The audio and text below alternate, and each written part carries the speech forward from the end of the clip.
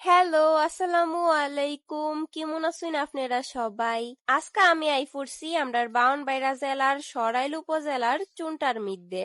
আইতে না আইতেই প্রথমে আমি ঢুকে যাইতাছি গা চুনটা দক্ষিণ সরকারি প্রাথমিক বিদ্যালয়ে। এই বিদ্যালয়টা কিন্তু চুনটার অনেক পুরাতন একটা বিদ্যালয়। চুনটা দক্ষিণ সরকারি প্রাথমিক বিদ্যালয় স্থাপিত হয়েছিল 1973 সালে। যেহেতু এটা বাচ্চারার স্কুল, এই কারণে এখানে মিদ্যে দেখলাম বাচ্চারা খেলাধুলার লেগে সুন্দর ব্যবস্থা করা আছে। তাছাড়া সামনে এমন সুন্দর একটা মাঠ আছে, মাঠের মধ্যে আছে গরু, ছাগল, ঘাস।